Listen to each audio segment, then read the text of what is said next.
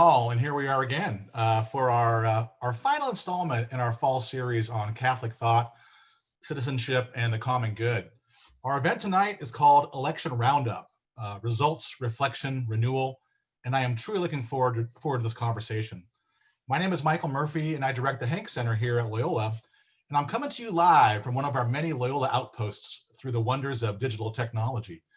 On behalf of our university leadership, and on behalf of Commonweal Magazine, who are co-sponsoring this event, and on behalf of the Hank family, who underwrites with their generous endowment our many endeavors, I extend a hearty greeting.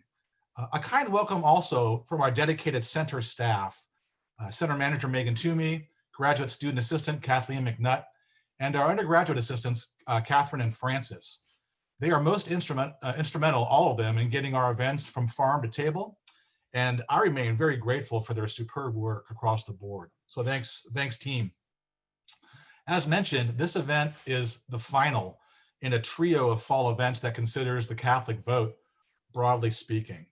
At roughly 23% of the population, Catholics are the second largest religious voting bloc in the US. But as we have seen in the past, and are seeing quite clearly this year yet again, Catholics are too large to consider as a monolithic group. They are not only split on the candidates and on the issues, but they're also split about what might even constitute a Catholic vote or voter at all. Given these two realities, the questions really do open up. To the larger arena, what I keep saying are everyone's two favorite topics, religion and politics. Regardless of how people square their approach to religion and politics, we do know how important Catholic thought is to citizenship and the common good, especially during times of intense disagreement and polarization. With its robust social teaching tradition, its robust Catholic social teaching tradition and thought, to be clear, focused as it is on a preferential option for the poor, taking care of the powerless and the marginalized, and watching with vigor for people who are disenfranchised and voiceless. We really do think that the CST is Catholicism's hidden jewel, even if it hides too often in plain sight. Our excellent interdisciplinary panel will have a word to say or two about these things as we assess together our current political context, reflect on its moral dynamics in leadership and in citizenship, and explore the possibilities for renewal and community in the wake of, quote, the most important election of our lifetimes. I just note here that most of us are probably have one eye here and another on our media and TV, and we will break in. We'll break in from New York, and we will, as the news breaks. So know that, and we have a great group who can help us navigate whatever news we receive. So one more note here on format before I introduce our esteemed speakers. This evening's Zoomcast is classified as a webinar. This means that while the chat is disabled, you can ask questions and of course offer comments as well that we'll respond to. So use our Q&A feature, that tab there, to write your question or your comment. And I encourage you to do it actively and on the move as you hear something that piques your interest. So just write it in, type it in, and we will take it from there. So with that, let's welcome our speakers. And I want to thank them all each for saying yes to our invitation. These are the briefer biographies. You can check our webpage for the fuller account as you like. First, I'm so glad that Molly Andolina is with us. Molly is an associate professor of political science at DePaul. Her field of expertise includes public opinion and youth political engagement. She has published work on a host of topics, including the political activism of millennials, the relationship between faith and civic engagement among college students, and how issues impact college student activism. Most recently, her research has focused on the democratic skills engendered by a high school action civics program. So that gets into Gen Z, right? The iGen, which is great. While a research director at the Pew Research Center, Molly received training in quantitative and qualitative public opinion research, including surveys elite interviewing and focus groups, and the like. As an expert in the field, she has worked with the National Academy of Sciences, Committee on National Statistics, and NBC News. Welcome, Molly. Amanda Bryan, our colleague here at Loyola, is Associate Professor of Political Science, where she teaches constitutional law and judicial politics. Amanda's research focuses on the US Supreme Court, public opinion, and the separation of powers. Amanda received her PhD from the University of Minnesota in 2014. Welcome, my friend Amanda, good to see you again. Our colleague as well at Loyola is Professor Miguel Diaz, who is the John Courtney Murray University Chair in Public Service and was selected by President Barack Obama as the 9th US Ambassador to the Holy See. Diaz obtained his doctorate in systematic theology from the University of Notre Dame. He is a member of the Catholic Theological Society of America and a member and former president of the Academy of Catholic Hispanic Theologians of the United States, ACTUS. His forthcoming book, The Word Made Culture, includes a foreword by Cardinal Ravasi, who was the president of the Pontifical Council for Culture and Miguel's good friend. This book is the first in a new Orbis series called Disruptive Cartographies, Doing Theology Latinamente. It's edited by Miguel, Carmen Nanco Fernandez, and Gary Riebi Estrella. Welcome, Miguel. Stephen P. Millies is an associate professor and public associate professor, of public theology at Catholic Theological Union and director of the Bernardine Center there. Millies studied political theory at the Catholic University of America, completing his degree with a study of religion in British statesman Edmund Burke's Political Ideas. Before coming to CTU, Steve was associate professor of political science at the University of South Carolina, Aiken, where he held the Strom Thurmond Endowed Chair in Political Science.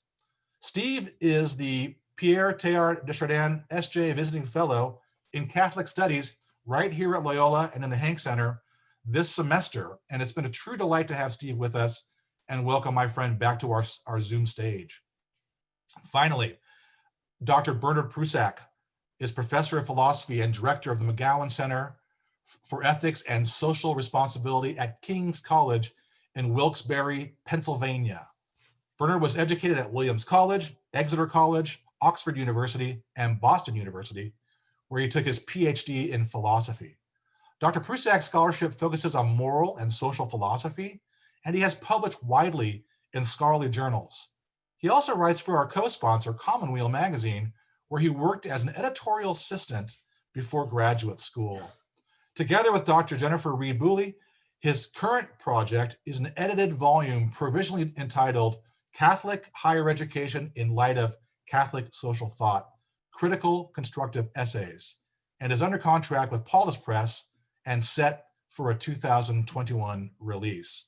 Congrats on that, Bernard, and welcome to our midst. So as our Teilhard scholar, Steve Millies drew the short straw, and he'll go first. We will follow with Molly, then Miguel, then Amanda, and then finish with Bernard. Each will speak for 5 to 6 minutes, and then we will open it up to vibrant conversation where we will integrate as many as your voices as possible. So without further ado, Steve, please, the stage is yours. Thanks so much. And I want to begin with a note of thanks. It's been one thing Mike didn't mention in my introduction is I'm a Loyola alumnus. And so it's been wonderful to be back with the Hank Center with Loyola as a visiting scholar, even if it's been a strange semester when I haven't visited at all. But I'll be sure to see you all on campus whenever the world returns to normal. And for now, I'll just express my inexpressible gratitude to Mike, to Megan, to Kathleen, and to everybody there at the Hank Center. And with that, I want to begin, because it's 2020, I want to begin with a tweet. There's no better place to begin. There's no more articulate place in our public forum. And this tweet was sent out at 8:17 on the morning of Tuesday, November 3rd, Election Day, by Bishop Eduardo Nevares, Auxiliary Bishop of Phoenix. And it says, "Hello, friends. Today is the day to vote. Do not look at personalities. Look at each party's platform." And I want to begin with that because it strikes me as a sort of a characteristic example of the kind of political engagement that we've had from our church leaders over the last 5 decades, ever since the abortion issue began to dominate that engagement. What this tweet is suggesting to us, I think, is a view of political life that I want to characterize as peculiar. From the perspective of a Roman Catholic worldview. And the reason it's peculiar is because it's ignoring the virtues of the people running for office entirely. It's focused on an outcome. Look at a platform, look at what they will do, and of course, look particularly at that one preeminent issue that has been emphasized over these many decades. That's one set of reasons why I focus on this tweet. The other is because of this statement you may remember that was issued by the Republican National Committee Platform Committee during the convention this past summer. This very short resolution was released in substitution for a platform. The Republican Party did not prepare a platform in 2020. It says, in part, the Republican Party has and will continue to support enthusiastically the president's America First agenda. And that's it. There's no new 2020 party platform. At best, the 2016 party platform applies here, which means a few things. One, we've been referred by the bishop to party platforms when one party hasn't presented us with one. And of course, the other main thing that it means is it's a rather strange directive that we should look to the platform of a party that has not enacted its last platform, or it might have adopted a new one. So I also want to illustrate, just with that small example, the quality of political advice that we're getting from church leaders, which I want to characterize as generously as I can, as sort of naive about how politics works, what the political process entails, and what we as Catholic believing citizens ought to be looking for in politics. But all of this is really just sort of the end point, I want to suggest, of a 50-year-long, almost 50-year-long Faustian bargain that has focused on that one issue, that's focused on getting the judges, that's focused on delivering the Catholic vote to get an outcome. That's the way we've approached this in these last several decades. And I want to suggest that Donald Trump and his perhaps rapidly ending presidency, I just wanted to be live and up to date on that as I glance over at the screen. Donald Trump's presidency has been the logical endpoint of this process. Because in exchange for getting the judges and delivering the Catholic vote and getting that outcome, what have we gotten? We've gotten the president who's publicly been exposed as paying off a porn star for silencing her about an affair. We've gotten Charlottesville. We've gotten the rise of ethno-nationalism. And now we've gotten a bungled pandemic response that has cost as many lives as 100 September 11th attacks. What we've also gotten in this looking glass situation we're in, with the fourth Catholic nominated by a major party for president of the United States in Joe Biden, we've gotten in 2020 a kind of a peculiar picture of Joe Biden as the non-Catholic candidate for office. Despite the rosary in his pocket, despite the mass he attends on Sunday mornings, and despite what seems to me, in my own opinion at least, to be the overall decency of the man, somebody that I'm rather happy to call a fellow Catholic, whether he's running for office or not, from what I know about his life. Yet, according to Lou Holtz, a surrogate for the president's campaign, Biden's a Catholic in name only. When Robert McElroy, the Bishop of San Diego, spoke out to say that one might, in fact, vote for whoever seems to be the best candidate, Biden or Trump, Bishop McElroy was attacked publicly by the Bishop of Spokane, by the retired Archbishop of Philadelphia. And the last thing I sort of want to point to is that all of this directs our attention, or should direct our attention, back to an observation that was made in 1976 by Father Bryan, now at the Harvard Kennedy School of Government, who was at that time on the staff of the Bishops' Conference. He wrote a memorandum during the 1976 presidential campaign to the then president of the Bishops' Conference, Archbishop Joseph Bernardin, after the bishops had been through sort of the first attempt to try to influence the outcome of the election and influence the future of the abortion issue. Father Hare wrote a memorandum to to Archbishop Bernardine, in which he warned that all of this partisan activity or appearance of partisan activity eventually was going to feed back into the church, that there was a great risk in appearing to be for one candidate and against one candidate. There was a great risk in appearing to be a single issue church. And where are we now in 2020? The US bishops, I think because of divisions among themselves about this issue and other things, have been unable to give us a new faithful citizenship document in substance since 2007. There's been no statement from the bishops this week, as far as I can tell, urging that every vote be counted in the United States of America. And I looked at the bishop's website before I came on here today. I don't even really find a reference to the marvelous new encyclical from Pope Francis, Fratelli Tutti. I find where you can buy it from the bishops' conference, but I don't really find anything about this document that's filled with so many wonderful reflections that we might think about as we think about our behavior as citizens. But the good news in all of this is I think that this election we're experiencing right now augurs a new moment. It's been 5 decades now, and I think there are a lot of reasons for Catholics on all sides of the issues to believe that what we've been doing no longer is working. No matter what the outcome of this presidential election that may well end tonight, we'll enter, I think, a new era when our approach to this has to change. Not only because it hasn't worked, because we've had 11 presidential elections that haven't stopped one abortion, and a 12th probably won't either, but also finally because I think there's a real danger that lies ahead.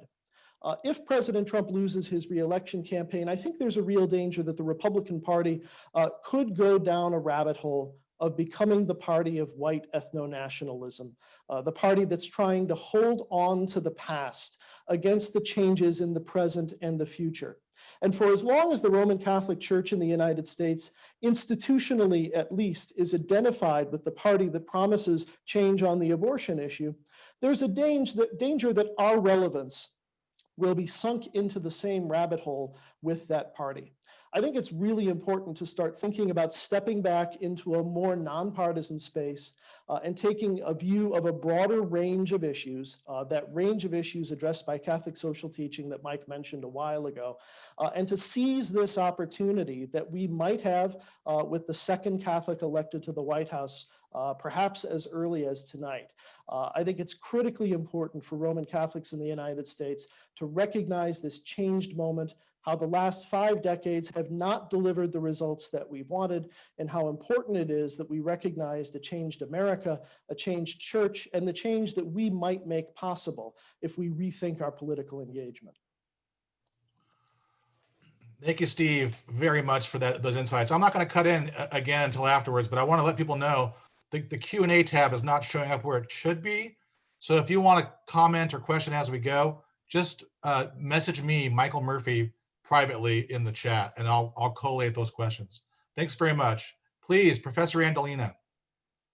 Hi, it's so great to be here. I want to thank Mike. I want to thank the Hank Center, and I'm really looking forward to being a part of this panel and listening to my co-panelists and learning tonight.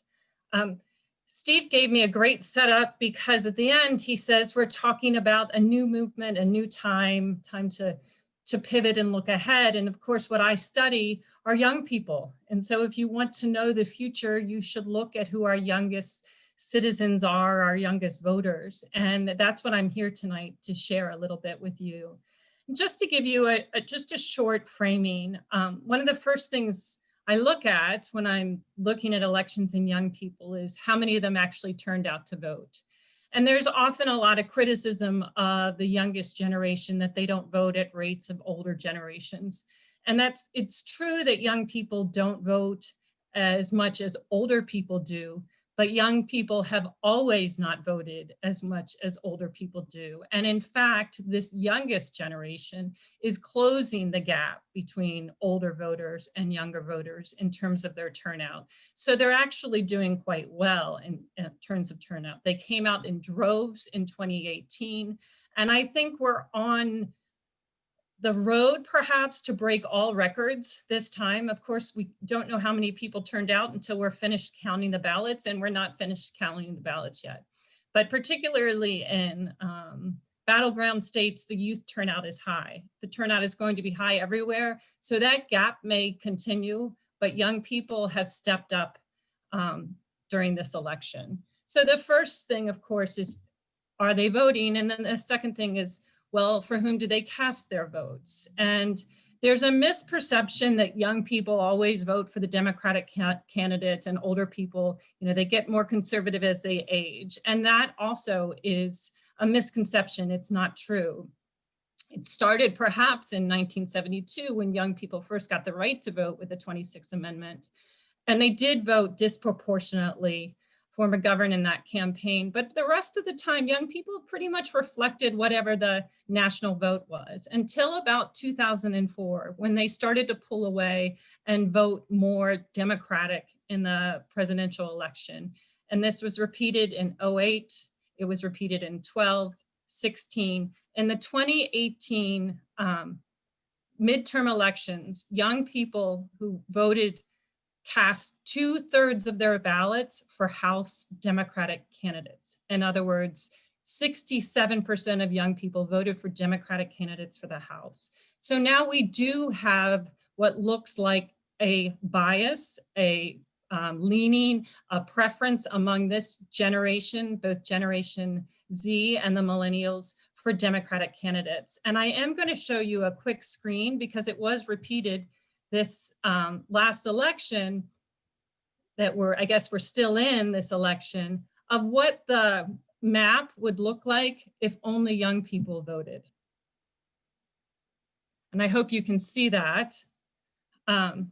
So here we have a blue United States. The couple of those that are gray, we don't have data for, but you can see that there is disproportionate support for young people, for Democratic candidates, and for, in this particular election, for Biden.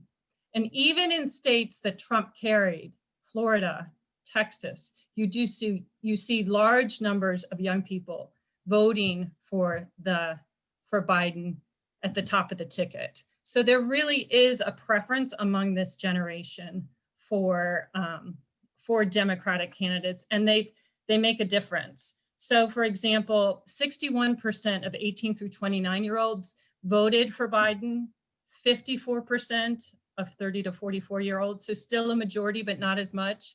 And then when we look at the next two age groups, they cast their ballots for Trump over Biden, 51-48. So there really are some generational differences. And as we go along, we can maybe get into some of the reasons why there are those generational differences, what issues are appealing to these young people, maybe some of the differences among them. They're not a monolith, but they are a distinct generation. They are engaged. They do see politics as relevant, and they're making a difference. I think if Biden carries Arizona and Pennsylvania, we may say if young people, if they were not the factor, were at least instrumental in those two victories. And so I'll pass the torch. Thank you very much, Molly. Appreciate the insights. I love the, well, yeah, I have a graph to share too, but I'm gonna wait till we all speak. It's so tempting to do so now, but please, we'd like to hear from our colleague, the great Miguel Diaz. So Miguel, the stage is yours. Thank you, Michael, and thanks everyone for being here this evening on a very important evening for our nation. I wanted to take us back, and perhaps by taking us back, we can look forward to the future. And briefly, beginning with by revisiting Pope Francis's speech to Congress when he came to our land. And I continue to look back at the speech, and many times when I've shared it with students who have really never even seen it, I'm left, I'm left. There's a rewarding dimension of doing that and engaging them in terms of the different issues that the Pope addresses. And one of the central issues, if you recall from the speech, is this image that the Pope uses of dreaming and dreamers, which I see as both an epistemology. It's and by that I mean, the Pope sees dreaming as both a spiritual exercise and a way of seeing the world. And he selects four of our dreamers to engage the Congress and to engage our political leaders in this exercise of dreaming. He highlights Abraham Lincoln. He highlights Martin Luther King, Dorothy Day, and Thomas Merton, which is interesting because we have a healthy mix there of both, explicitly religious leaders, as well as leaders that we may not necessarily place within that realm of the religious. As a good Ranierian, I think they're all religious, whether implicitly or explicitly, for those that are familiar with Karl Rahner's thought. But the Pope goes on to state in that speech, and I'm going to quote him here, that these men and women offer us a way of seeing and interpreting, right, reality. In honoring their memory, he argues, we are inspired even amidst conflicts. We are inspired even amidst conflicts, and in the here and now of each day to draw upon our deepest cultural reserves. I think this is a moment in the United States that we must draw upon our deepest cultural reserves. We are in desperate need to do that, especially as we have just witnessed a little bit over an hour ago. The president of the United States basically undermined democracy in the highest office of the land by promoting falsehoods with respect to democracy, with respect to our election, and with respect to voting that is being counted as we speak. I don't want to take too much of our time, but I do want to offer three distinct quotes from that speech about the nature of political leaders, about politics, and about political society. I think these are very, very, very relevant statements that the Pope makes in that speech that are and relevant to our times, to this evening, and to what is happening in our country. The first one that I want to share is the following quote. He says, quote, "A political society endures when it seeks as a vocation to satisfy common needs by stimulating the growth of all of its members, especially those in situations of greater vulnerability or risk." There goes the option for the poor, the marginalized, the oppressed. Legislative activity is always based on care for the people. To this, he tells the congressmen and women and the leaders of our country, you have been invited, called, and convened by those who elected you, end of quote. The second quote, "All political activity must serve and promote the good of the human person and be based on respect for his or her dignity. We hold these truths to be self-evident, that all are created equal, that they are endowed by their creator with certain unalienable rights, that among these are life, liberty, and the pursuit of happiness. If politics must truly be the act of service of the human person, it follows," the Pope goes on to say, "that it cannot be a slave to the economy and finance. Politics is instead an expression of our compelling need to live as one, in order to build as one of the greatest things, the common good, that of a community which sacrifices," key word here because of so much this centeredness and narcissism that we've seen in our country, that sacrifice particular interests in order to share in justice and peace its goods and interests. And the last quote, and then I'll surrender my time here. Quote, "A good political leader is one who, with the interest of all in mind, seizes the moment in a spirit of openness and pragmatism." So a good political leader is one that seizes the moment in a spirit of openness and pragmatism. A good political leader always opts to initiate processes rather than possessing spaces. I invite us all to think about those quotes in light of what's happening in our country and those leaders that today at the highest level of the land are trying to possess spaces. Thank you. Thank you, Dr. Diaz. Much appreciated. Welcome to our Zoom stage, Dr. Bryan. Hi, and I am likewise really excited to be here tonight, and really excited to be back with the Hank Center. Um, Mike may remember that the last time I spoke at it was actually a pre-election Hank Center event in 2016. I was speaking to the Hank Center students about the Catholic youth vote, and this was about a week before the election in 2016. And I remember distinctly saying the quote, "Well, Hillary Clinton winning is a given. So now we just have to think about what that means in terms of the Catholic youth vote." And I remember that so well, Amanda. I remember that so well. I'm telling you. I know you have things to say about that. I'm so glad you brought that up. yeah, well, I was thinking about that a lot after I got your email about this event because I frankly thought I'd never be invited back. Um, I have been, I'm sure, like the rest of the country, staring at the same electoral map for about, I don't know, 2 days, feels like 2 years, looking at Nevada and Arizona and Wisconsin and Pennsylvania, and trying to think critically about what is the soul of these places and what does a candidate, Republican or Democrat, need to do to appeal to Nevada and how different Nevada is to Wisconsin, is to Michigan, is to Pennsylvania. I've been staring at this map so long that my husband actually emailed me a map this morning of state by state where it's legal to own a kangaroo, just so I would look at a different color coded map.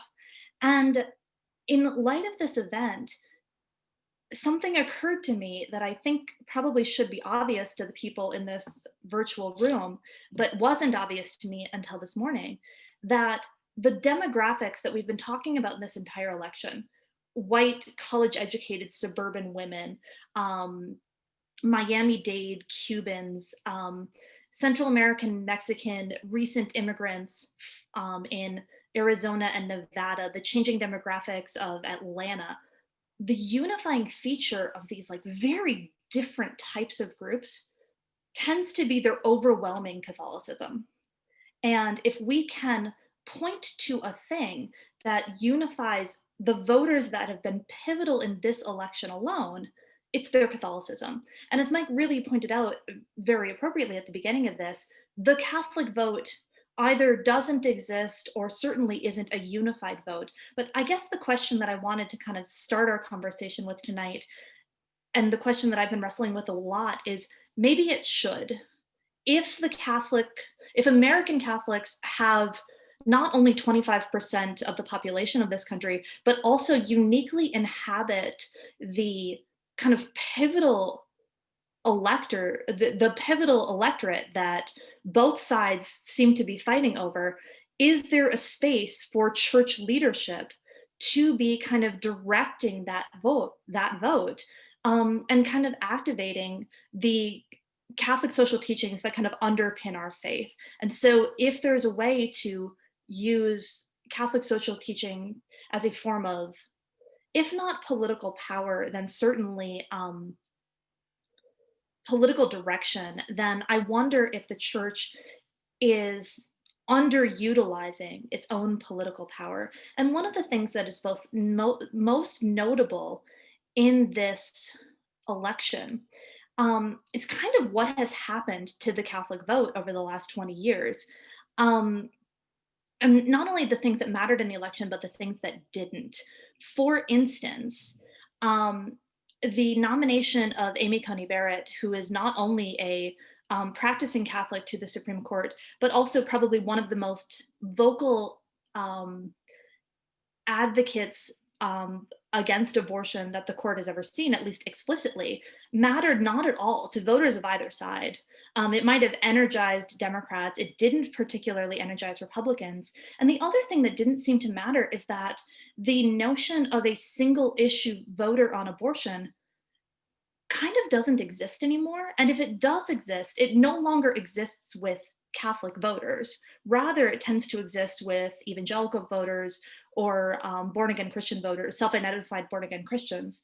And I think that what this really indicates to me is that if the church is going to move into kind of more of a direction to appeal to its voters, focusing on abortion as that issue isn't appealing to the Catholics that are voting in this country anymore, but rather the kind of direction that Catholic social teaching and the focus that Catholic social teaching has taken under the leadership of Pope Francis to the preferential option for the poor and healthcare and climate change are really avenues where American Catholics have an opportunity to be lobbied by their representatives and represented by those representatives in, I think, really interesting and new directions.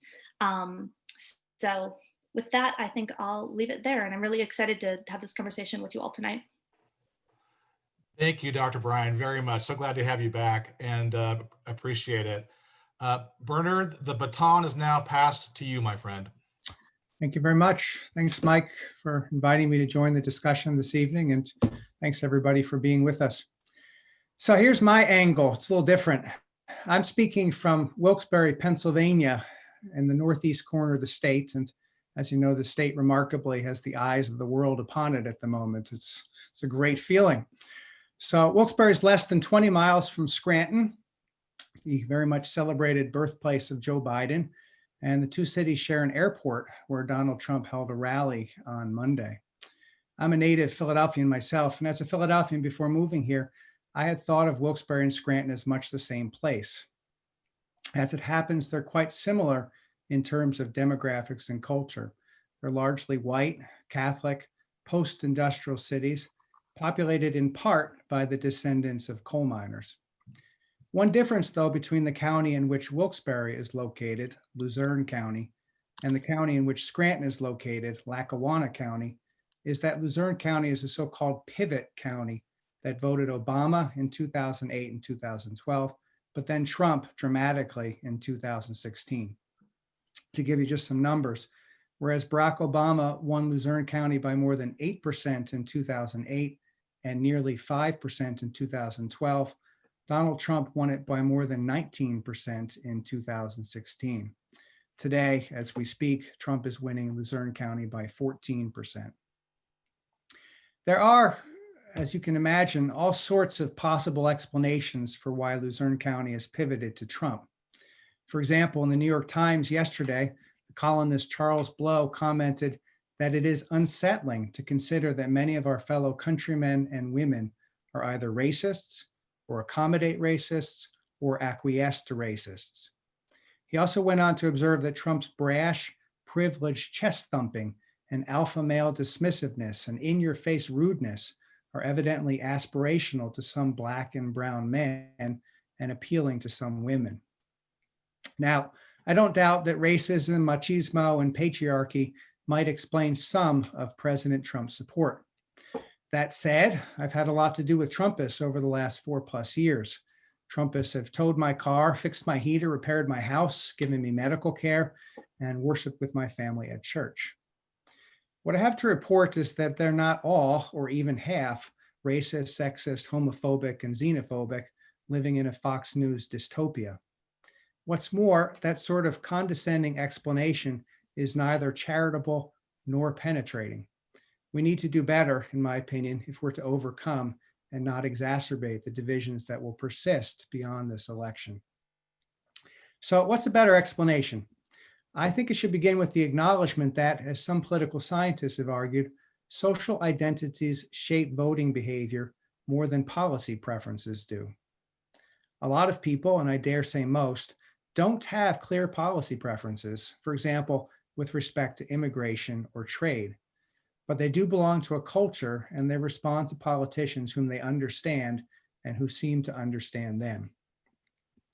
The historian Stephanie Moravchik and the political scientist John Shields argue in their book, Trump's Democrats, that in many Obama-Trump pivot counties, the political culture has long been Trumpian. Sure enough, Trump cuts a familiar figure here in Luzerne County. He's the old-style Democratic boss who is crass, thin-skinned, and nepotistic, and promises to take care of his people by cutting both deals and corners if need be. In these places, Moravchik and Shields document, an honor culture persists, according to which you must never ignore a slight. You must defend your reputation or honor by always responding to insults. When others go low, in other words, you go lower, all of which I'm sure rings a few bells.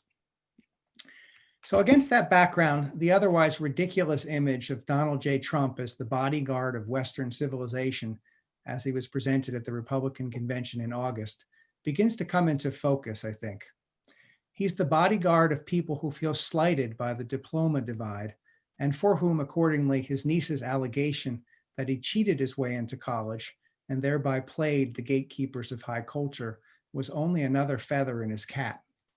He's the protector of people who feel threatened and demeaned by what Rich Lowry, the editor of National Review, calls the overwhelming woke cultural tide that has brought a sea change to the media, academia, corporate America, Hollywood, and lately professional sports.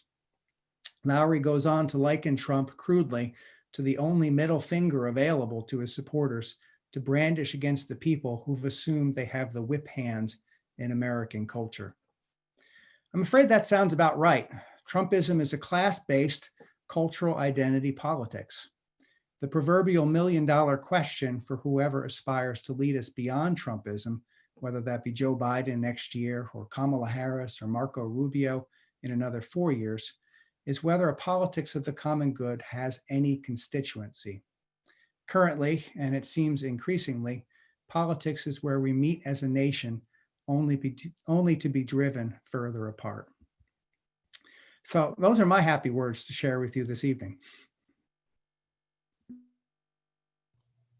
And I'm glad you shared them, Bernard, quite a lot. I'm going to stay with you on that because you raised the issue. It's the toxic rot of polarization to separate so vastly that we lose seeing the humanity of people with whom we disagree. And you cite that with the so-called Trumpists who take care of your health care and your car and give you a high five at church, well, from a social distance anyway. Our families, we're all mixed up in this, and we know that to be true. And somehow the pollution, though, gets encouraged by, it seems, one party more than another, or one person, which we cannot say that. Still, it really is important because you tell the story of America in many ways.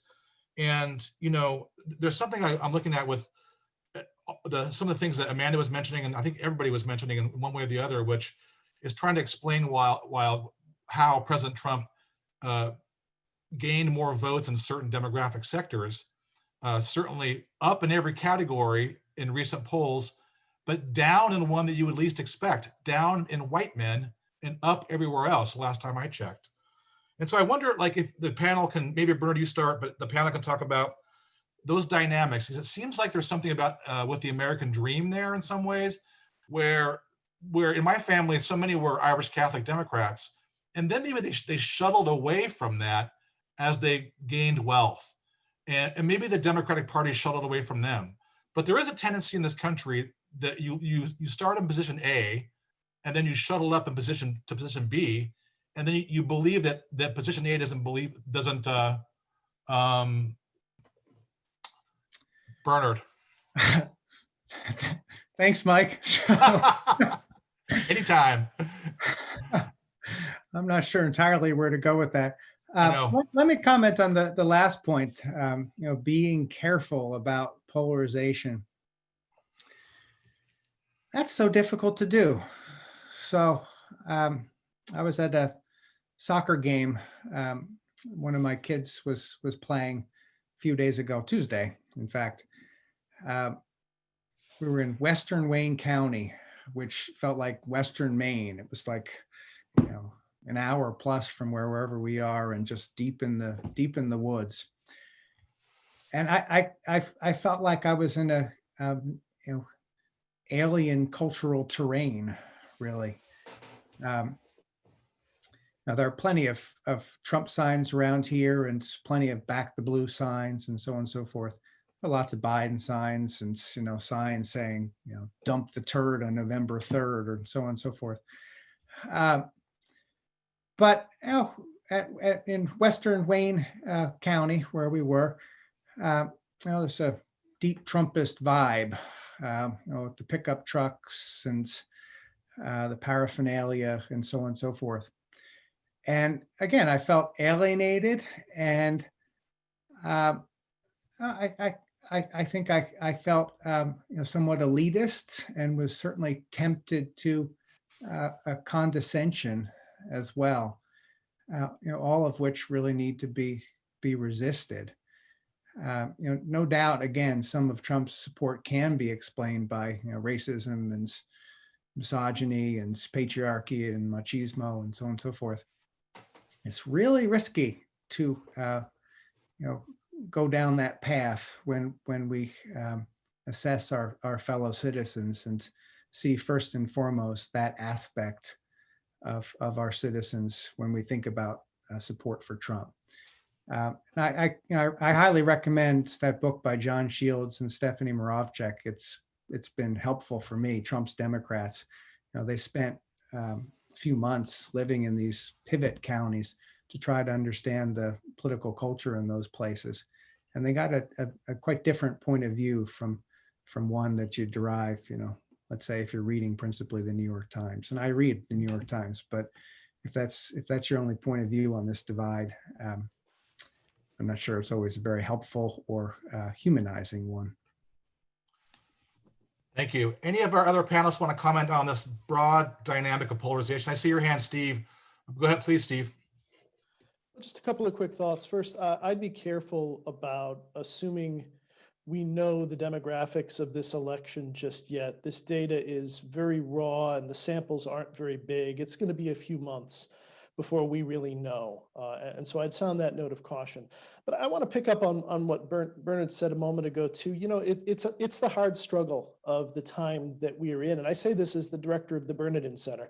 And my brief includes building common ground and reconciliation and peacemaking and trying to knit the church and American society back together as well as I can contribute to that. And yet I think we have to observe that it isn't just as simple as patriarchy and racism and all the other things that travel with it. It's actually become even simpler than that. Because what this has led to is the politicization of public health. And it's led people to make decisions that have inflicted disease and death on other people in a way that's unlike, practically any other nation in the world. We've got this terrible problem where we're infected with polarization more than we're infected with the virus. And it's really had this cost. I want to say really quickly too, last, I take the point that the single issue doesn't drive the voting behavior. I agree very much that social identities drive the voting behavior, that this approach has evolved into a kind of a cultural metonym, right? That we've taken on these identities and we've chosen our sides. The toxic idea here, though, I think that we don't talk enough about is the one that Francis talks about a little in Fratelli Tutti, the question of what makes us a people. That's the deep question here. And it's got the axis of time, the fourth dimension, I think is very important here. Are we looking backwards to identify who we are primarily, or are we looking to where we are now and looking forwards to identify? Because those racial assumptions and those gender roles and even the assumptions about American power and American freedom are all rooted in the American past. And the desire to hold on to that as hard as we possibly can is, I think, finally the social identity that divides us most and is, in fact, literally the most dangerous. Molly, Dr. Andolina, then Dr. Diaz. Thank you. I just want to join in. I'm really enjoying listening to everybody and learning and hearing your different perspectives. And just to throw in a very political science perspective, and we talk about partisanship, or whether or not you're a Democrat or a Republican, there's different elements of partisanship. And there is a partisanship that's cognitive, that it's based on the issues. So you sort of figure out where your issues are, and then you develop your identity as a Republican or a Democrat around that. But more and more, we're seeing that the partisanship that Americans hold is an affective partisanship. And so it becomes a partisanship that is like what Steve has talked about, what Bernard has talked about. It's cultural, and it, instead of being informed by issues, it informs where you stand. And that's why we're having a global pandemic viewed through the eyes of partisanship instead of having it viewed through the eyes of science. It becomes the way in which we view the world. And it's a really dangerous way because, of course, in this heightened atmosphere, it also becomes dehumanizing of the other. It makes an attempt to discredit, delegitimize, and not recognize the inherent dignity of each person with whom we interact. And so that shift is a dangerous one. But I would like to build off of what Steve was saying. I would like to say that I really think if we think moving forward, where do we want the conversation to go? We have to rethink what our social contract is, right? What do we owe each other as parts of this collective? Who are we when we come together? And where do we want to go? What do we want to make of this world? And I think if we could frame it away from the sort of the politics and the policy, and to think more about what it means to come into a society together and make choices about how we live. And if we could frame it that way to govern it. And I think, frankly, a lot of that means teaching our students very early on to think about government and politics from this perspective, and not to think about even how a bill becomes a law, for them to really drill down and to think about, this is what it means to be part of a society. This is why we create governments. This is what it means to come together and decide how we want to live. Thank you. Dr. Diaz. Yeah, so I struggle with, in full disclosure here, I just got off the phone with my mother, whose birthday is today, from Miami. I grew up in Miami. I'm a Cuban American. So these issues are not abstract to me. The issues of family fights, in the sense of political differences, with someone who was the first to be educated in his family. So this kind of divide between the educated and the rest of the family who didn't have that kind of opportunities, because my parents took me out of Cuba when I was a child. And as an adult, and the very reasons that they took me out of Cuba are the very reasons, paradoxically, that I'm so opposed to the Trump administration, because I sit there and literally struggle with my parents and say, how could you buy this stuff about Biden being a socialist? I mean, Biden has done Trump has done everything that you took me out of Cuba to literally prevent me from experiencing, the violations of fundamental human freedoms, the freedom of the press, the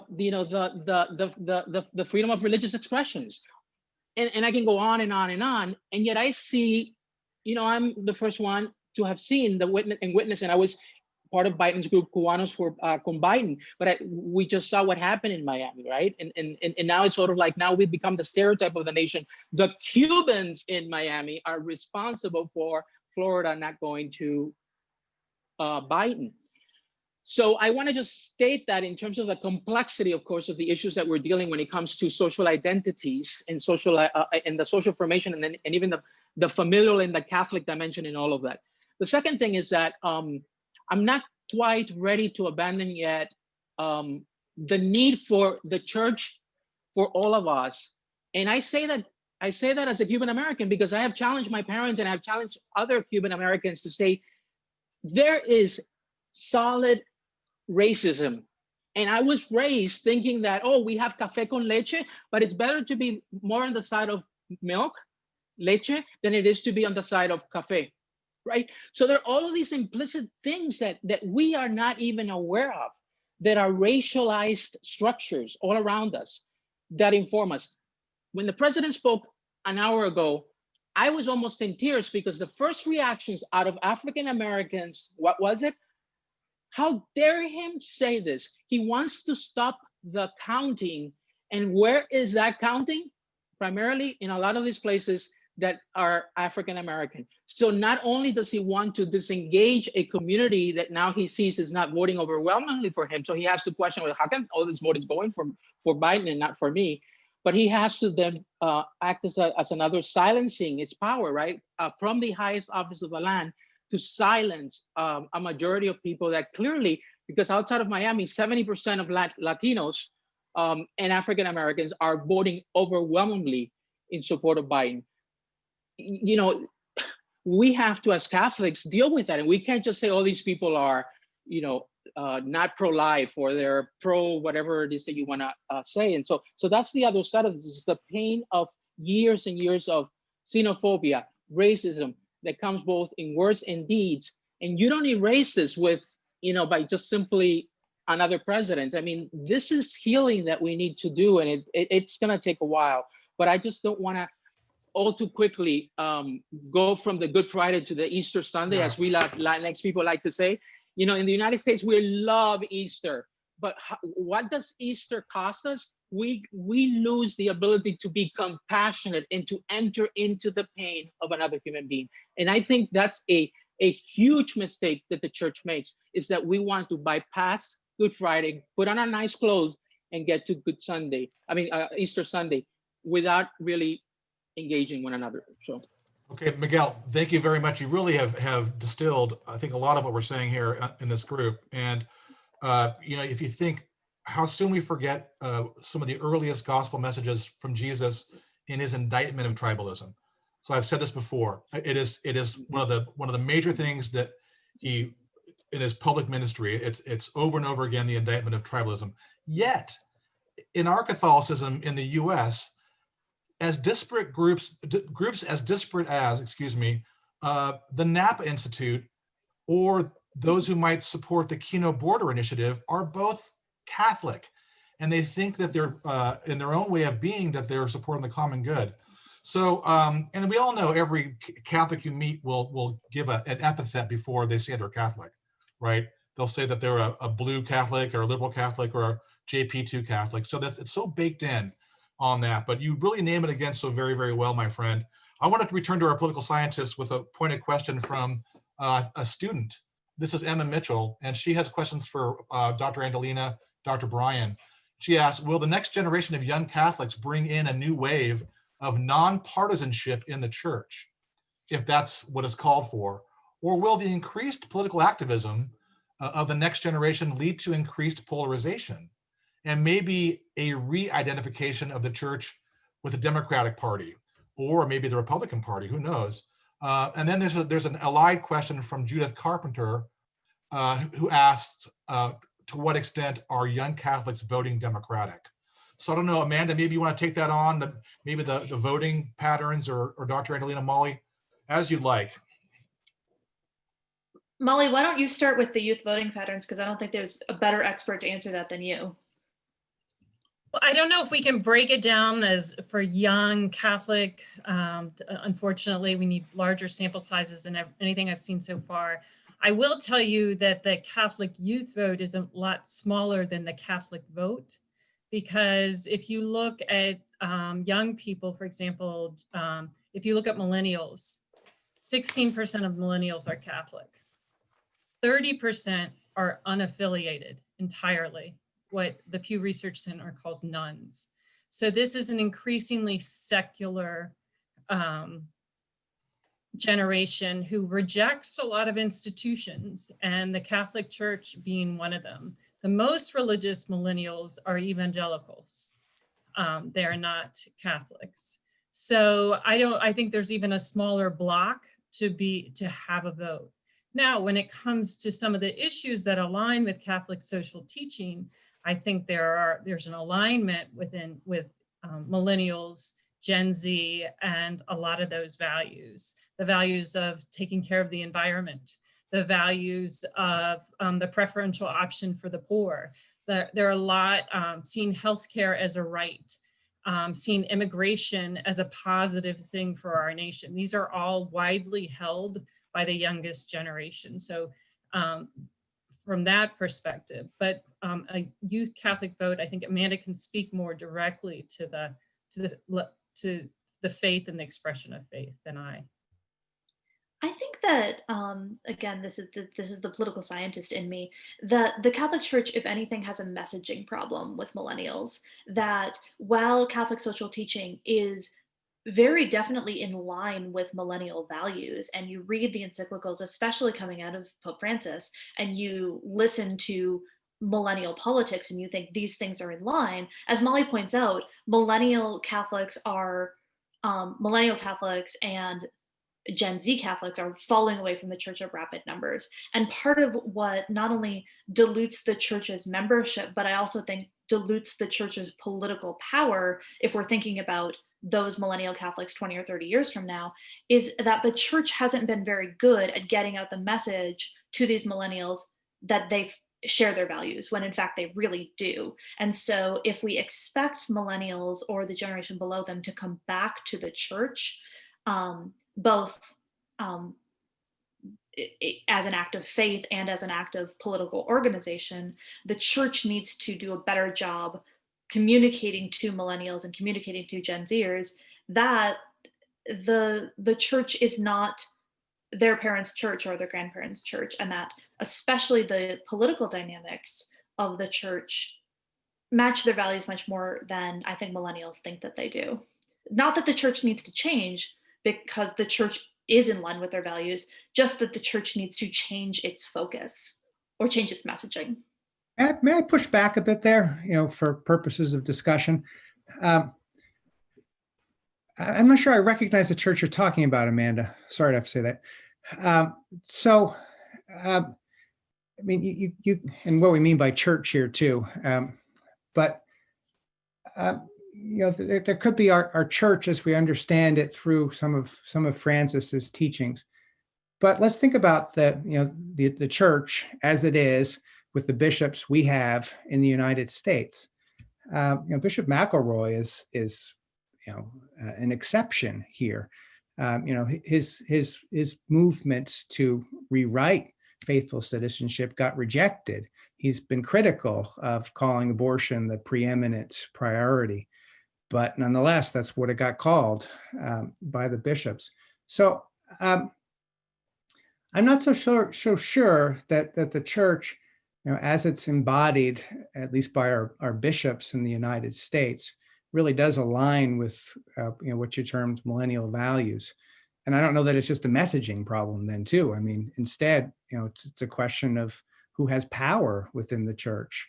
Francis has been changing the bishops to some extent, but very slowly. I mean, the American bishops have really been a source of resistance to the change that Francis has been calling for. So anyway, there's my pushback. Go ahead, Steve. Do you mind if I jump in on that? And by the way, there are so many threads here I want to pick up. I think we ought to agree to just go another 2 hours.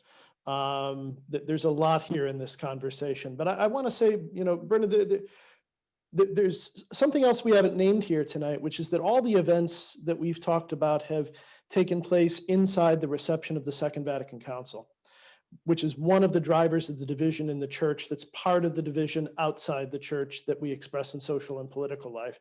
And the question you're raising is an ecclesiological question. In one sense, the church is its leadership. It is the Pope and the encyclicals and the bishops. In another sense, the church is hundreds of thousands of young people who may not even be Catholic, protesting in the streets of the United States during this past summer for what Catholic social teaching says. How we conceive of church is very much one of the questions that we're divided about. But I like very much, just personally, because I think we have these resources that can help us overcome some of the division by taking that more expansive and that more inclusive view. And I wish the bishops and the institutional church would catch up. I'd love for them to. But I think the church is where the people are. Yeah, thanks. Amanda, did you want to respond to me since I responded to you? Yeah, Bernard, I don't think that we disagree so much as I might not have been as precise as I should have been in my language. By messaging problem, I mean personnel problem. I mean how it presents itself. I don't think that the institutional church is as aligned as the theological values are, specifically in Catholic social teaching, as millennials would like it to be. And so if the church is going to change its messaging, it needs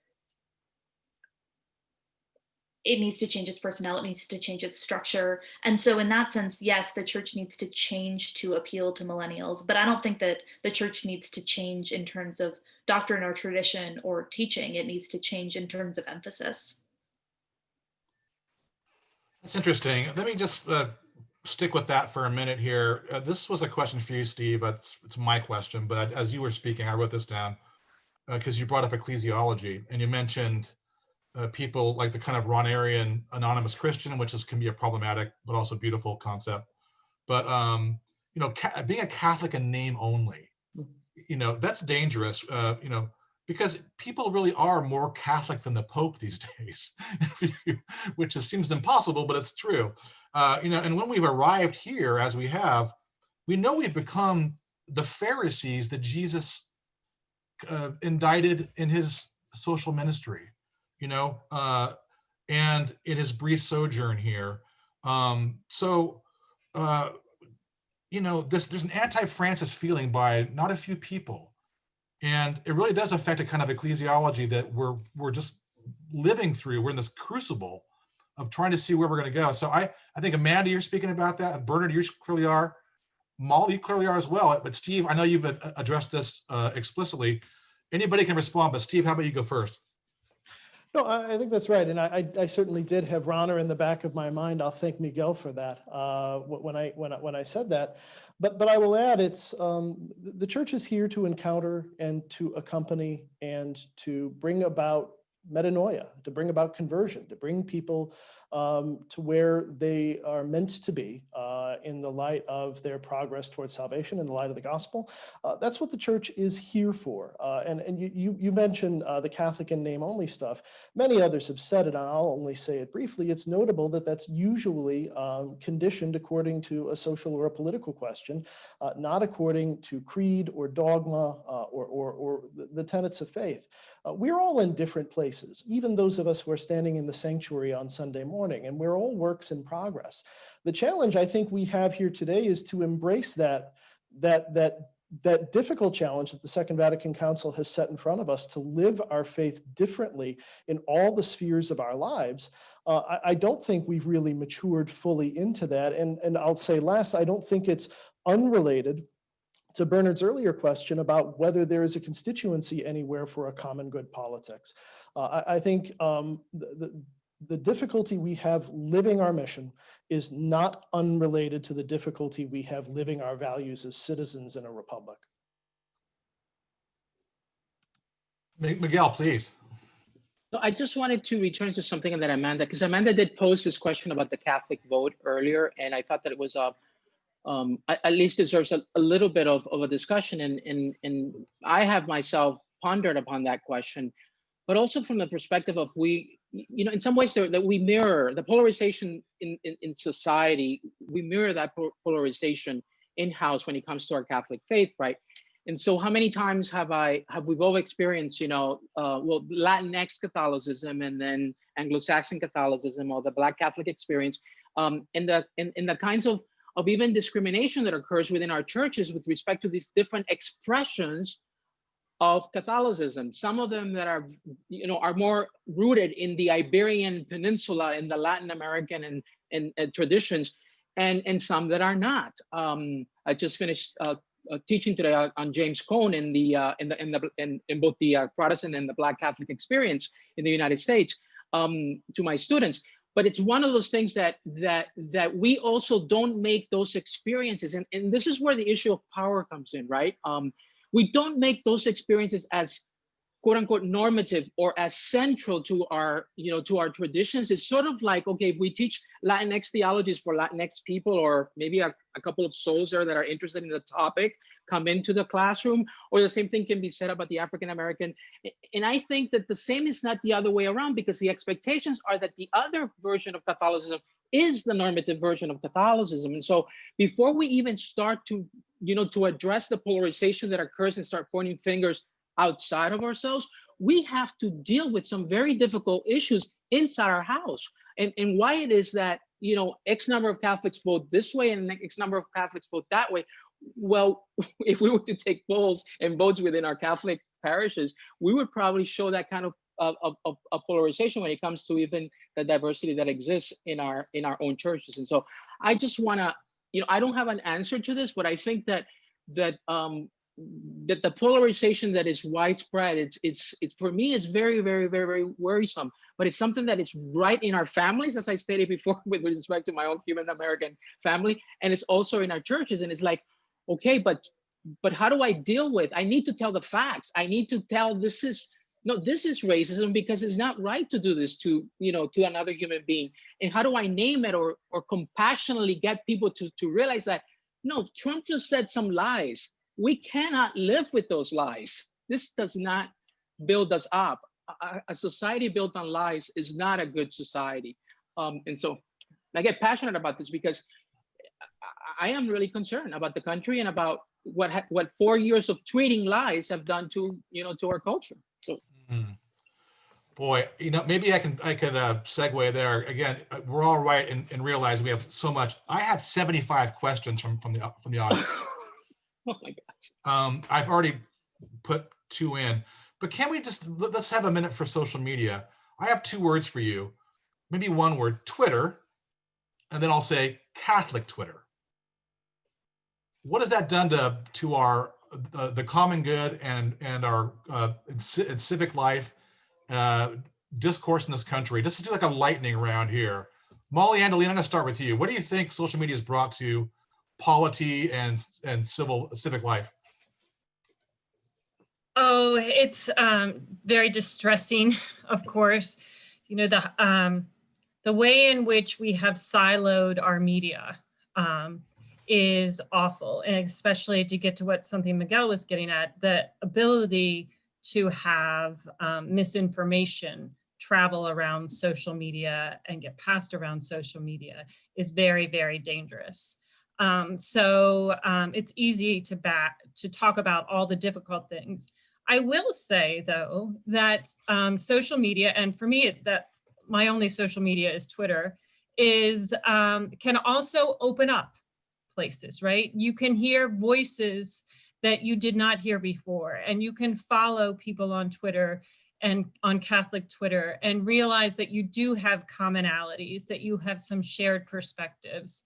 And so I do think there's a place there where we can use it positively, but it means a willingness to be open, a willingness to look for stories and voices, and to be careful of misinformation and hyper exclusivity. Thank you. Anybody else want to weigh in on this one? I will. Thanks, Amanda. I think that what was a missed opportunity for social media is that social media is one of our few cultural platforms that does not have a partisan bend. There's not like liberals go to Twitter, but Republicans go to Facebook, but independents go to Instagram. That the prominence of social media across partisan groups really made it an opportunity for us to finally have a conversation where we talk to each other.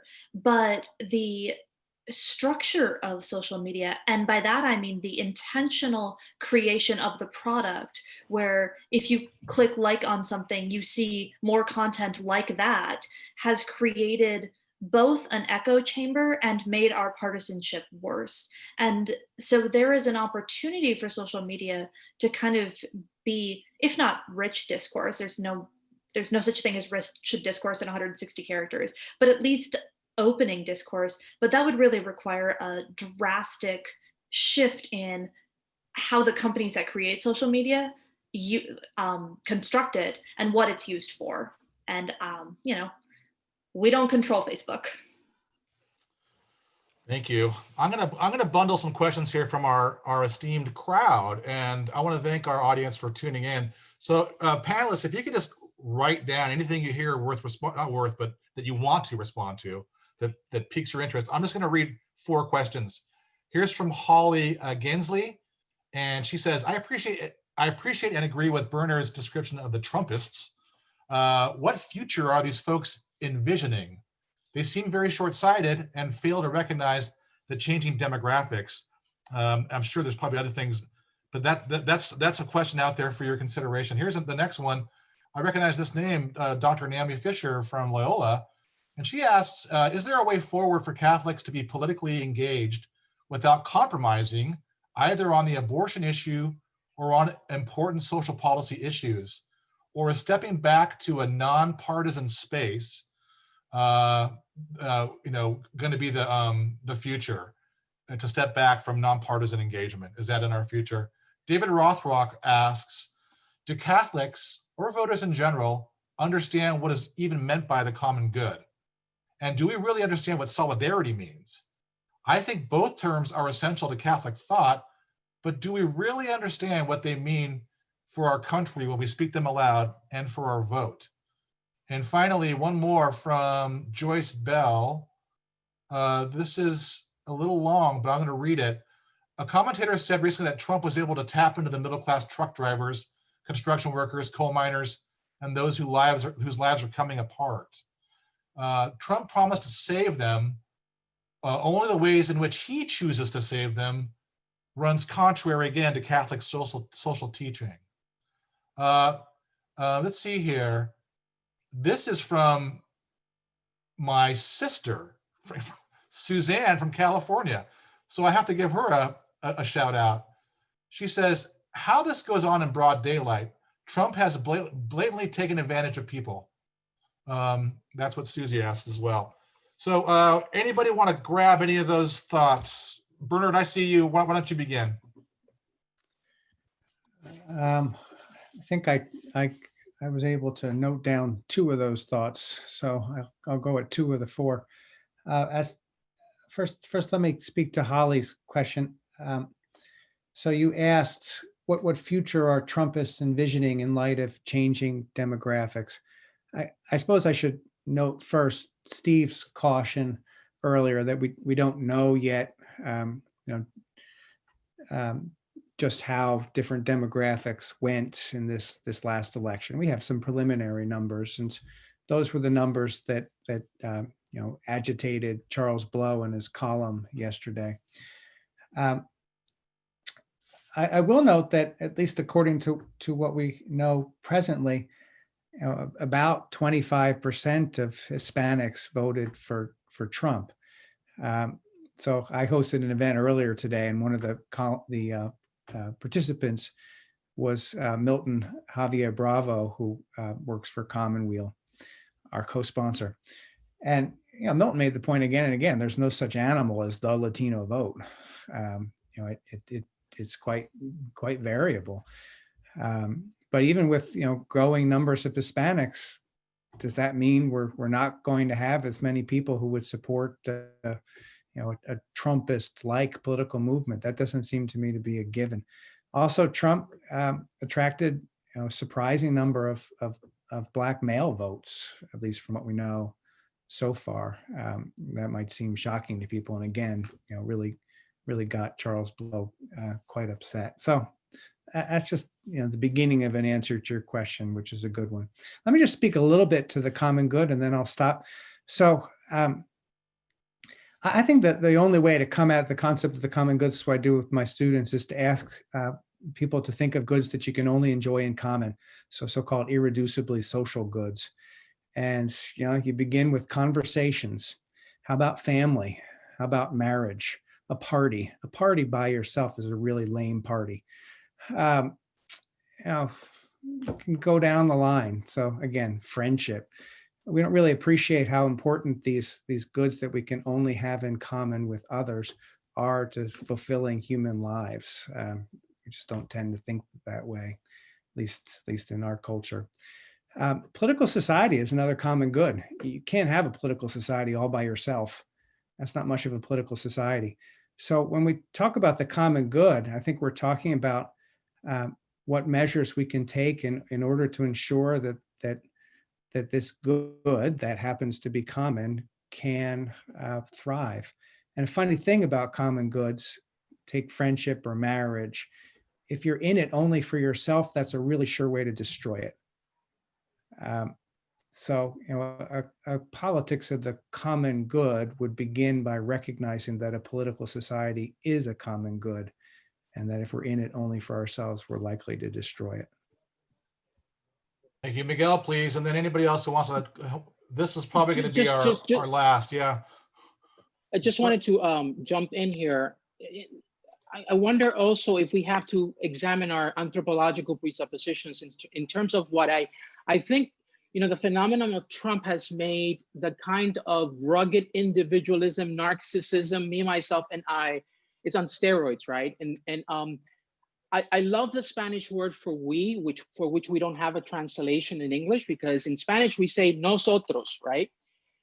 Nos otros, literally meaning a community of we requires the inclusion of others, right? The inclusion of difference, right? Nos otros. So every time we say in Spanish nosotros, we are reminded that the we includes the other, literally distinct others, right? When the highest officer in our land is constantly pointing to himself, myself, and me, and put America first, and everything is, it's directional this way, built upon on cultures that, this is not the Catholic culture, but the Catholic culture has bought into this kind of individualism.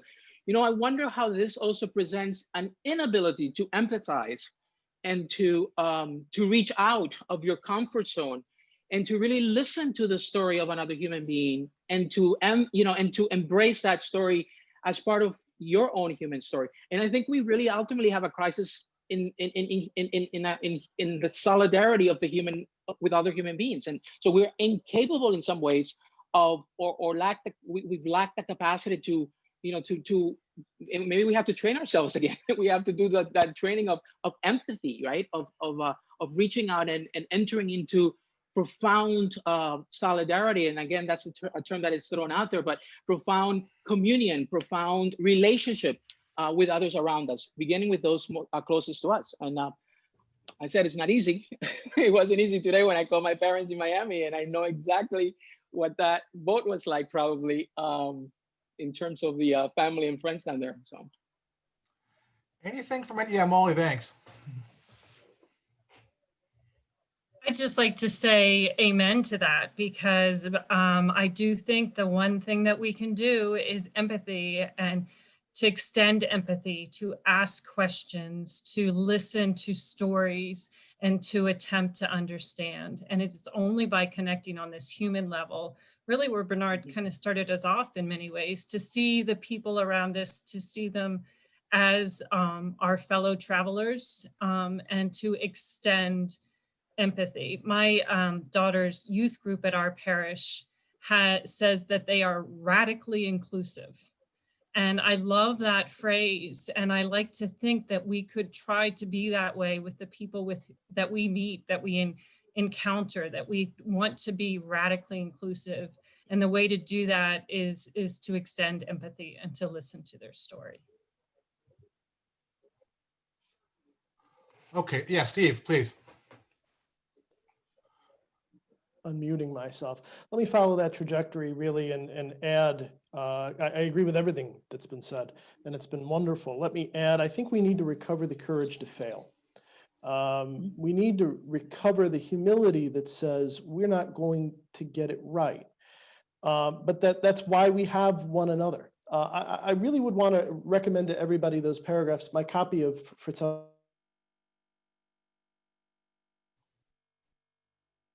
Steve is freezing on my screen. So Steve, I'm not going to go get it, so I can't tell you the paragraph numbers. But those. Oh, I'm going to ask you to hold, Steve, and then I'm going to ask one more question. Then we're going to move to wrap. So we have another student insight here.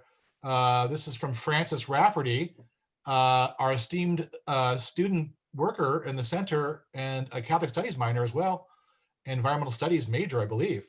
And she asked this. Going off of the social media question, I disagree that there is a not partisan social media. If anything, like websites like 4chan have actually bred bigotry and fueled the conservative party. I think more than that, but we get the meaning on the internet. What do you think about this? Let me add too, there's a QAnon congressperson elected this, I think from Virginia. I hope I have that right. An openly QAnon person who is now in the bicameral Congress of the United States of America. So I think I'm going to leave that there as a text without comment, because we know that Pope Francis talks about this in Laudato Si, technocratic paradigm is not neutral. The content is also part of the message, and in digital life, we have to at least admit that to be possible and probable. Let me just ask our panel though, to close. And I didn't really ask this in our emails leading up, but I think you can handle it. So think back on just the last 4 years or even the election season, and that's your background. But just tonight, name maybe a rose and or a thorn as you think about just your experiences as an American, as a Catholic, as a person, just tonight. So I'd like to ask you to go first there, Dr. Diaz. The thorn would be the walls and all the talk of walling ourselves. That would be the thorn. I think we need to stop that. Whether the material image of a wall or the relational image of a wall is something that will never get us anywhere. It certainly will not get us to encounter one another. I think a rose is the amazing determination of our fellow citizens. And I'm going to go on the limb here and say, regardless of party affiliation, but in the midst of a pandemic, which is killing, as we've seen now, record numbers of our fellow Americans, documented and undocumented. Mostly, also we know that there's a racial and ethnic divide there too. The kind of hope that offers to all of us to fight for this democracy, to fight as faithful citizens for a better country, a better church, and a fostering of a humanizing of our relationship. I think that's what offers me that's the rose. Thank you, my good friend. Dr. Prusak, have you any thoughts about roses and thorns? I didn't at first, but then I had a brainstorm. I've got like 15 thorns for you, maybe a rose or two. So how about, can I do two each? So for rose, I think I'm echoing here, Miguel. The huge turnout for the election really was remarkable. Lines, round corners. I waited an hour, not bad. And I went back later. I was just curious, and the line was just as long. That was really remarkable, especially in the midst of a pandemic. So that's a rose. Another rose, just that, at least in some places, even places with substantial transmission of the virus, schools have been able to be open, which is, I think, so crucial. Thorns, and I'll be quick. We really didn't talk very much about the pandemic tonight, which is really interesting. You have an article on this, Bernard. I mean, that was one of my questions I had, but please continue. I wrote 2 articles about it, but we didn't talk much about it. In my panel earlier today, people didn't talk much about it either. Either you could say the pandemic then was really not much of a factor, it really didn't decide people's votes, or you could say that but for the pandemic, Trump would have won in a walk. The only way that he can be booted is that we had a major pandemic and economic recession. But anyway, thorns, we had 108,000 new cases today. The pandemic's just burning. Other thorn, though, last one. We talked about this a little bit, though. My fellow panelists tended to be quite optimistic, I think. But I think there's a serious loss of faith in institutions in our country. And toward the top of the list is the Catholic Church. That's a thorn that will take a good long while to pluck, if I have to extend the metaphor. Inhabit the metaphor, yeah. Okay, thanks very much. Dr. Amanda Bryan. I guess in the spirit of 2020 and there being more thorns than I think anybody ever could have expected, I'm not gonna list them. Maybe because there's so many, maybe because I don't want to focus there. But I guess my rose, and this is truly the joys of not only being a professor, but being a political science professor, are watching my students navigate elections and being not only first time voters, but having their own political awakening. And this year, more than any, when everything can seem so negative, and frankly, so many things are so negative, watching my students getting excited about the political process, getting excited about political discourse, and just wanting to show up and make the world a better place every election year, that's always my rose. Thank you so much for that, Amanda. Appreciate it. Dr. Millies. Let me take up the theme of optimism and do it in a contrarian way. I'm very encouraged by the president's press conference and his lawsuits and the way that he's decided to handle this. Because along the lines of the voter turnout and the response of, and I've seen it in Loyola undergraduates this semester as I saw it in Carolina undergraduates for many years too, we've all become defenders. We've all become recruited to the cause. It's actually rather remarkable, the opposition that we have finally found to this undermining, the metal that we finally found in our backs. And I'd like to think that that's a place where we can begin. That's my hope as we sit here tonight. And so in a way, I hope he keeps doing it. I hope we finally really see it, and I hope we finally really rediscover what we're meant to be as a political community and as a church community. The thorn I'm going to name along the way as we do that is my own feeling of being right. Because that's the danger. That's the narcotic. That's the thing that destroys us. That's the thing that drives polarization. The more right I feel, the more happy I feel about an election outcome, the more sure I feel that the other guy's lost and that's good. That's the thing I need to guard against. That's the thorn I want to jam into my thumb and keep feeling the pain of it. Because we have to remember graciousness. We have to remember we're here for one another. I love that note of nosotros. We don't do it any other way than together. And that means I can't be right. Always, anyhow. Many thanks, Steve, for those wonderful words. Finally, Dr. Andolina, please, roses and thorns from you. Well, I could list a lot as well, and I am a glass half full person by nature, so I'm going to start with the thorn and be able to end on a positive note. And the thorn to me touches on the pandemic, which we haven't talked about, because I have witnessed among my students, and I've witnessed among a lot of people, a lot of anguish about the loneliness and the loss. I have watched my students, I've watched my children, I've watched family members, and there's just so much loss, and the losses are small and daily, and the loneliness that people are having to live with, and they're large, they're losses of life.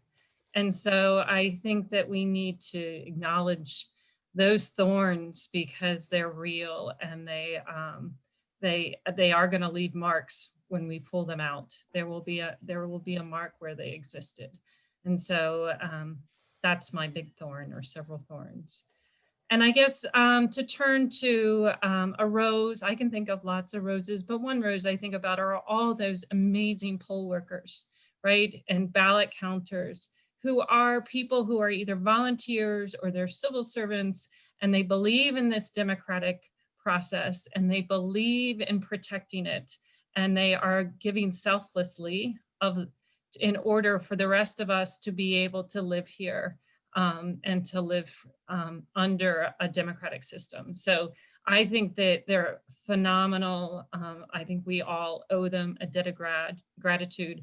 I saw on Twitter earlier today that somebody said they should be Times Person of the Year this year, because they have sacrificed so much for the rest of us. So I'll leave us on that positive note. That's wonderful. I think we just show our appreciation.